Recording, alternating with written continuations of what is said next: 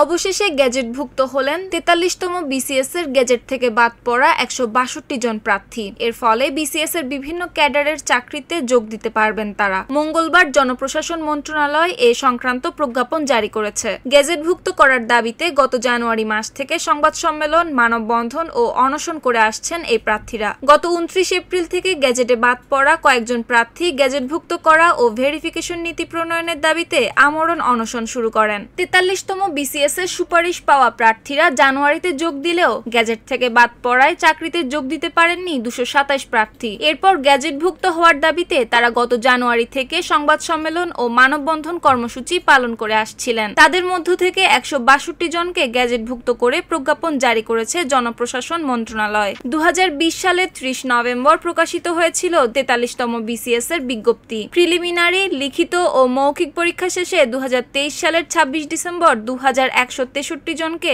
নিয়োগের সুপারিশ করেছিল সরকারি কর্ম কমিশন। ভেরিফিকেশন শেষে ৯৯ জনকে বাদ দিয়ে গত বছরের ১৫ অক্টোবর ২০৬৪ জনকে চূড়ান্তভাবে নিয়োগ দিয়ে প্রথম গেজেট প্রকাশ করে জনপ্রশাসন মন্ত্রণালয়। এরপর ৩০ ডিসেম্বর ওই প্রজ্ঞাপন বাতিল করে প্রথম সুপারিশকৃত ২১৬৩ প্রার্থীর মধ্য থেকে ১৮৯৬ জনকে নিয়োগের দ্বিতীয় প্রজ্ঞাপন জারি করে।